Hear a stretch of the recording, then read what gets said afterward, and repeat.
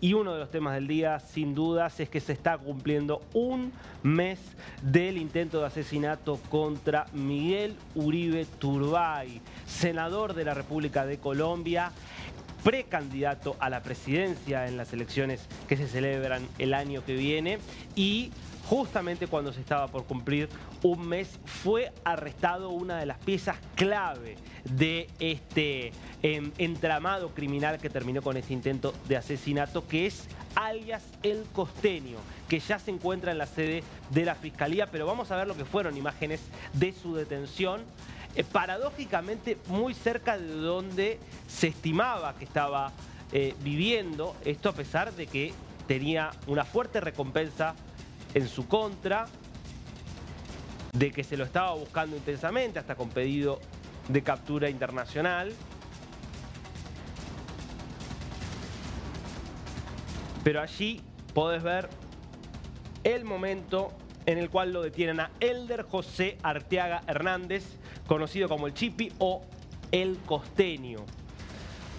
Un nombre que aparentemente habría sido el organizador de la ejecución material del intento de asesinato contra Miguel Uribe. Es decir, quien se ocupó de armar el equipo que en el territorio terminó con los disparos que atravesaron el cráneo de Miguel Uribe y lo mantienen un mes después internado en la Fundación Santa Fe. Quiero ir justamente en vivo entonces a Bogotá, a Colombia, con nuestro compañero Sergio David González, que está en la sede de la Fiscalía donde se encuentra detenido alias El Costeño, nombre que Sergio nos viene dando desde hace tiempo como una pieza clave de esta trama. ¿Cómo estás, Sergio? Buen día. Darío, un gusto saludarte. Así es, aquí estamos al frente de la Fiscalía General de la Nación y en el búnker, aquí en estas instalaciones, se encuentra alias El Costeño, que durante este fin de semana, este sábado, se realizó un fuerte operativo en colaboración con el FBI y dieron a la captura de esta ficha clave de alias El Costeño o alias Chipi. Quiero mostrarte cómo están en este momento las instalaciones de la Fiscalía General de la Nación, porque ahí dentro, en el búnker, en los calabozos se encuentra no solo alias El Costeño, Darío, sino se encuentra toda la banda en su mayoría quienes participaron en este atentado contra el senador y precandidato a la presidencia Miguel Uribe. Aquí se encuentra el menor de edad. Fue el primero en que al llegar aquí al búnker de la Fiscalía, por ser un menor de edad, tiene una disposición especial acompañado del bienestar familiar, y también están otras personas que hacen parte de este fichaje tan importante para que empiecen a dar información y esclarecer quién dio la orden para atentar contra el senador. La seguridad en el sector, Darío, te comento que se ha incrementado durante el último mes justamente para poder resguardar la seguridad de estas personas que en este momento ya iniciarán un proceso de interrogatorio muy fuerte con todos los agentes de la Fiscalía General de la Nación. Bueno, vos hablabas de que allí se encuentra la banda entera. ¿Podemos ver el organigrama que difundió la Policía Nacional justamente mostrando este organigrama? Acá lo tenés presentado como líder criminal, el Chipi Caleño o Costeño, el coordinador logístico, que es alias Hermano, ahí ves justamente alias Tanz, que es el sicario que le dispara a Miguel Uribe y que fue detenido en el mismo momento, en realidad, tras una persecución breve después de justamente el atentado allí en el barrio de Modelia. La tenés a Andrea, alias Andrea, esta mujer que aparece en los videos, y está el otro hombre que también aparece, que es alias Beneco. Ahora, este en principio es la banda que ejecutó el atentado contra Uribe. Ahora, Sergio, está claro que, y entiendo que tanto la Fiscalía como la Policía, como todos los estamentos de esta investigación coinciden, hay gente hacia arriba. Esto, en todo caso, fue la banda que operativamente llevó adelante el plan. Ahora, ninguno de estos personajes decidió por motu propio matar a un precandidato a presidente y senador de la Nación. Claro, Darío, hay información de la Policía Nacional donde están diciendo que a alias El Costeño le pagaron 1.000 millones de pesos, es decir, $250.000 para poder organizar este atentado al senador Miguel Uribe, y él era el encargado de conseguir todas las personas que eran de confianza para él para ejecutarlo esto. El menor de edad, los dos conductores, alias Andrea o también conocido como alias Gabriela, participando en este acto, entregando el arma al menor de edad. 1.000 millones de pesos colombianos que le habían entregado a alias El Costeño para organizarlo, pero de seguro hay un escalafón mucho más alto, porque según las autoridades, y lo ha dicho justamente la Fiscalía General de la Nación, este fue un hecho político y es posible que el Estado pueda estar aquí corresponsable en este hecho, Darío, porque no se le brindó la protección necesaria al senador Miguel Uribe, ya siendo precandidato a la presidencia de la República. Eso viene en investigación y eso viene, por supuesto, adelantando la defensa del senador ante justamente la Fiscalía General de la Nación, quien está realizando esto. Te tengo un dato muy importante: 180 agentes de la Fiscalía General venían haciendo todas las investigaciones para poder dar con el paradero de alias El Costeño, que se encontró en el barrio de Engativá, a tan solo 3-4 cuadras donde él vivía normalmente. Se encontraba en este punto y según las autoridades no salió del país, que se tenía previsto que saliera, por eso le dieron la tarjeta roja de Interpol.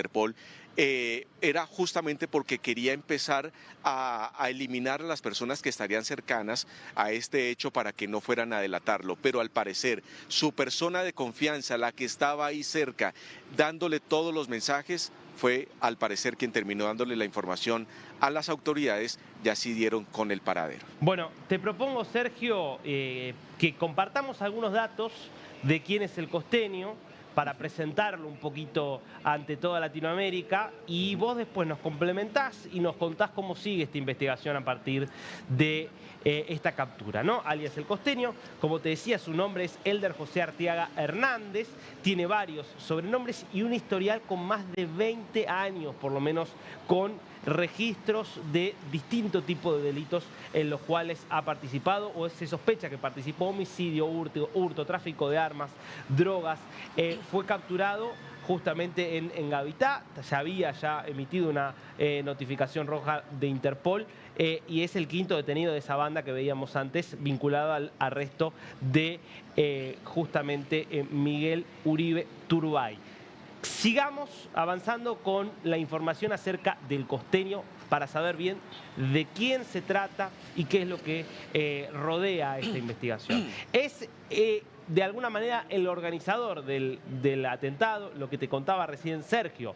A él le habrían pagado para que armara una banda, como es alguien muy experimentado en el mundo del delito, con mucho conocimiento de cómo funciona el mundo de los sicarios, del tráfico de armas, del tráfico de drogas.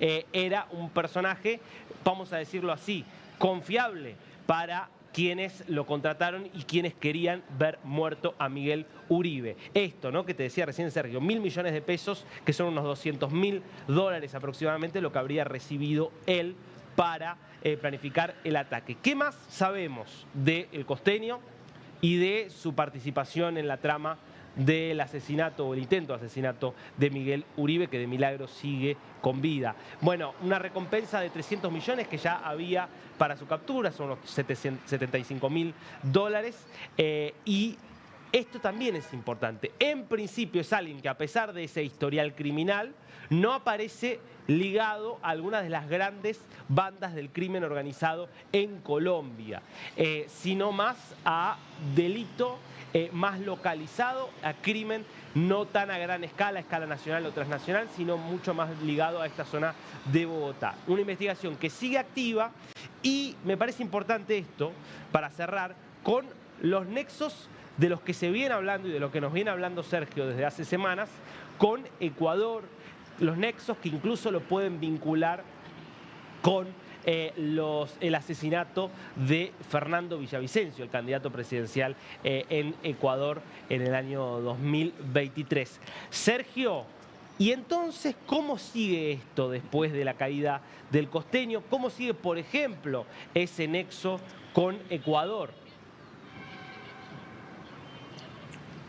Eso es lo que las autoridades están indagando en este momento, Darío. Hay dos hipótesis muy fuertes en este instante. La primera es que hayan sido las disidencias de las FARC, alias de Iván Márquez o también de Iván Mordisco, quienes estuvieran detrás de este atentado. Y según las autoridades puede ser por esta línea, ya que alias Gabriela o alias Andrea, a la hora de escaparse de Bogotá y refugiarse, la llevan directamente al departamento del Caquetá, una zona donde había harta presencia y hay harta presencia de las disidencias, y fue una de las zonas más importantes de las antiguas guerrillas de las FARC en territorio nacional.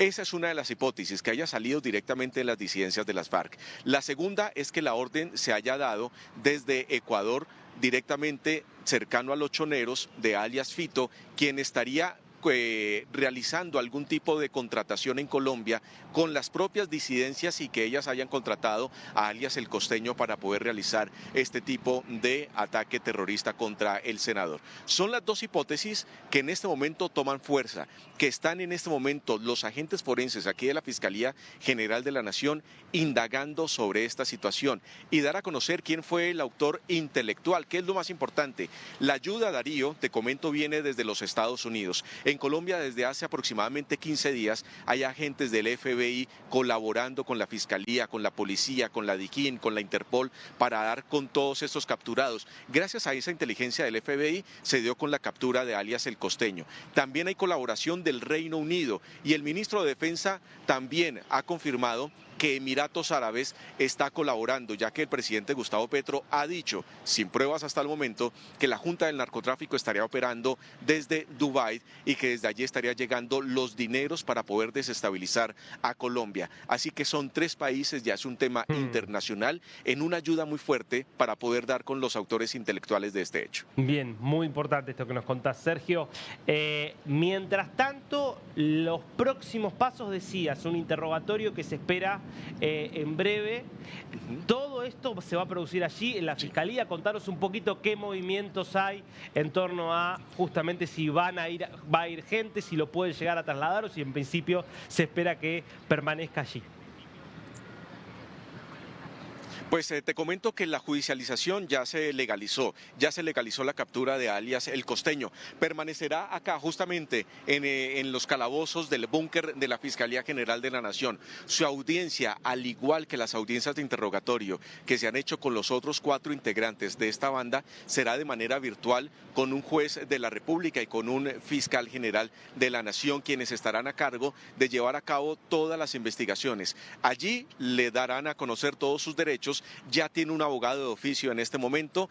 Ayer en la noche se declaró inocente cuando le imputaron los cargos, unos cargos que te los voy a nombrar a continuación, que son importantes tenerlos en este momento muy presentes ante toda esta importancia que se está viendo con el caso de alias El Costeño. Él en este momento está por tentativa de homicidio, porte ilegal de armas agravado, concierto para delinquir agravado y uso de menores para cometer delitos, al igual que eliminar pruebas importantes de los hechos. Sobre estos cargos se va a enfrentar a continuación. Es posible que en las próximas horas inicie el interrogatorio ya oficial sobre esta situación de alias El Costeño, y ahí es donde se puede llegar a conocer un poco más quiénes serían los autores intelectuales, porque fueron quienes contrataron directamente a alias El Costeño para atentar contra la vida de Miguel Uribe. Clarísimo. Mientras vemos imágenes de la Fiscalía, Sergio, para entender un poquito, vos claro, nos hablás del búnker. El búnker, que es un subsuelo, ¿en qué zona está, digamos? Sí, Darío, mira, el búnker de la Fiscalía se encuentra en un sótano, hace parte de los calabozos de máxima seguridad que tiene la Fiscalía General de la Nación. Son varios los que se encuentran aquí en este punto, además que es un punto estratégico aquí donde se encuentra la Fiscalía General de la Nación, porque a tan solo 2 cuadras se encuentra la Embajada de los Estados Unidos. Es decir, es una zona que ha estado vigilada no solo por tema terrestre de seguridad, sino por las comunicaciones, por interceptación de comunicaciones alrededor. Aquí la seguridad es extremadamente fuerte, uno, por los casos que se manejan dentro de la Fiscalía y por estar tan cerca de la Embajada de los Estados Unidos. Es una zona muy custodiada. Y en este momento se han incrementado los agentes en piso, la seguridad se ha incrementado en este momento. Como vemos, hay un vehículo de la Fiscalía General de la Nación de Antiexplosivos, que es el que se encuentra en este punto, verificando alrededor con agentes uniformados y encubierta, también para que no se presente ningún atentado contra estos 5 integrantes de la banda. El búnker de la Fiscalía está en la parte interna, muy custodiado, muy fuerte en seguridad, Darío, donde a la vez es muy difícil para personas externas poder llegar a ese punto. Sergio, y decíamos antes que se está cumpliendo un mes precisamente del atentado contra la vida de Miguel Turbay. Habló su esposa. La verdad es que estemos diciendo que un mes después Miguel Uribe sigue con vida es un milagro. Obviamente el estado sigue siendo muy delicado, pero vamos a ver lo que publicaba, ¿no? Esta foto de Miguel Uribe con su hijo y el mensaje de María Claudia Tarazona: ya ha pasado un mes, gracias Dios, ayúdame más. ¿Cómo sigue la salud de Miguel Uribe? ¿Está fuera de peligro? ¿Qué perspectivas tiene de una recuperación? Pues en Darío, te cuento que la verdad, Colombia, al igual que su familia, pues está esperando un milagro. Ya lleva 9 intervenciones desde hace un mes, cuando llegó justamente a la clínica Fundación Santa Fe. 9 intervenciones que terminan siendo un verdadero milagro por la gravedad de los impactos de arma de fuego que recibió, que fue casi a quemarropa allí en el Parque El Golfito, en la localidad de Fontibón. En realidad es un verdadero milagro y está con vida, está luchando contra una situación tan grave, tan difícil. Su pronóstico sigue reservado. En este momento continúa en la unidad de cuidados intensivos con un monitoreo muy fuerte para poder asistir su vida y que la desinflamación del cerebro pues se mantenga en este momento. ¿Qué te puedo contar adicional de la situación? El cirujano, el neurocirujano, ha dado a conocer algunas declaraciones de agradecimiento a la población en Colombia referente a todo lo que está pasando con Miguel Uribe, porque realmente él reconoce que esto es un verdadero milagro. Un dato adicional, Darío: se presentó en las últimas horas una encuesta política en Colombia y dan por ganador en este momento, si las elecciones fueran hoy, Miguel Uribe sería el presidente de Colombia. Ha sido tanta la empatía por parte de los colombianos que hasta lo estarían nombrando en este momento presidente de la República. Pero su situación todavía sigue grave, ya no está en situación extremadamente grave, pero sigue en cuidados intensivos en su recuperación. Bueno, Sergio, vos recién nos decías, estamos a pocas cuadras de la Embajada de los Estados Unidos en Colombia.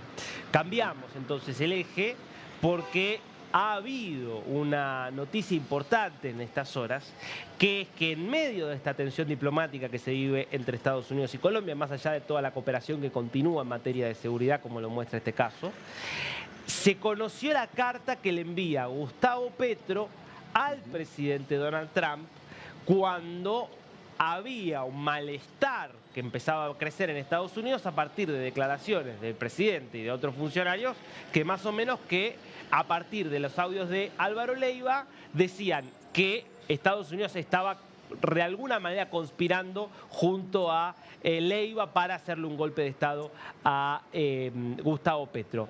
Contanos un poquito el contexto de esta carta y ahora vamos a ver su contenido. Darío, mira, esta carta está fechada del 23 de junio, es decir, 2 semanas antes que el propio secretario de Estado de los Estados Unidos, Marco Rubio, le pidiera a su delegado de negocios en Colombia ir a consultas, ir a contar lo que estaba pasando con las declaraciones del presidente Gustavo Petro, donde lo vinculaba en un posible golpe de Estado, en su participación justo junto a unos congresistas de republicanos y con la derecha en Colombia, liderada por alguien que no es de derecha, que es de izquierda y muy radical, que es Álvaro Leiva Durán. Pues bien, esto al parecer, según me cuentan fuentes muy cercanas a la Cancillería, Laura Sarabia, que ya está de salida, convenció al presidente Gustavo Petro para que mandara esta carta. Se envió a través de canales diplomáticos, la entregó el embajador Daniel García Peña allí en los Estados Unidos como una misiva importante que le había solicitado directamente a Estados Unidos para bajar esa espuma ante toda esa situación que se ha presentado, donde el presidente Gustavo Petro había reconocido en Cali, en una tarima, dándole crédito a Nicolás Maduro de que Marco Rubio estaría detrás para realizar este tipo de golpe de Estado a Colombia. En esta carta, Darío, no reconoce, no le da disculpas, pero por lo menos sí dice que su intención no era vincular a Marco Rubio en esta situación. Tú tienes más detalles de lo que dice la carta. Dale, vamos a ver un poco algunos de los extractos de esta carta, que es un tono diferente al que estamos acostumbrados a leerle y a escucharle al presidente. En las últimas semanas se dio un intercambio de opiniones entre el despacho de la Secretaría de Estado y esta presidencia, que alcanzó una notoriedad pública que merece una reflexión serena y franca. Como representantes electos de nuestros pueblos compartimos la responsabilidad de cuidar las palabras y los gestos, particularmente en tiempos de agitación y desinformación. Ya un breve paréntesis, ahora seguimos con el contenido de la carta. Por cómo está escrita, el tono formal, las comas, la puntuación, no la escribió el presidente, estamos de acuerdo. La habrá firmado el presidente, pero esto no lo escribió Petro. Totalmente de acuerdo. Sin ninguna duda. Continuemos por favor. Sigue esta carta muy formal, que evidentemente le hicieron escribir al presidente o le hicieron firmar. Ahora vamos a seguir. Más abajo dice: mi preocupación ha sido siempre advertir sobre dinámicas de desestabilización que afectan a nuestra región, muchas veces impulsadas desde espacios diversos y con intereses cruzados. En este contexto reconozco que es posible que algunas de mis palabras hayan sido percibidas como innecesariamente duras. En aras del diálogo, quiero decir que mi intención no es cerrar puertas, sino abrir caminos para una conversación honesta y respetuosa de nuestros países. Es importante esto, porque él habla de innecesariamente duras, es decir, hay una autocrítica aquí del presidente en este punto. Claramente es una carta pensada para desescalar, para evitar que siguiera creciendo la tensión. Y dice a continuación: en contraste, sí me preocupa profundamente que, tras el atentado criminal contra el senador Miguel Uribe Turbay, se haya insinuado públicamente que la retórica violenta de esta presidencia fue un detonante del ataque. Como ya ha sido establecido por las autoridades investigativas, no existe prueba alguna que vincule a este gobierno ni a sus discursos con ese lamentable hecho. Los responsables deben ser encontrados y juzgados sin sesgos ni intereses políticos de por medio. Es decir, después de la autocrítica, el presidente termina de alguna forma queriendo dejarle en claro a Estados Unidos: miren que nosotros no tuvimos nada que ver con este atentado horrible, asumiendo que obviamente que alguien en Estados Unidos podría vincular tal vez a gente vinculada al gobierno con el atentado contra Uribe. Y dice después la carta: por eso quisiera reiterar mi propuesta de convocar una cumbre entre el gobierno de los Estados Unidos y la Comunidad de Estados Latinoamericanos y Caribeños, la CELAC, como gesto simbólico, no como gesto simbólico, sino como una oportunidad real de sentarnos como iguales a pensar el futuro que compartimos. Y cierra con respeto y esperanza. Gustavo Petro Urrego, presidente de la República de Colombia. Insisto, claramente no la escribió el presidente. Es un tono y una forma de redactar que no tiene nada que ver con el tono del presidente. Ahora, no sirvió de nada, porque después de esta carta es que Rubio anuncia el llamado a consultas al embajador estadounidense en Colombia, al encargado de negocios.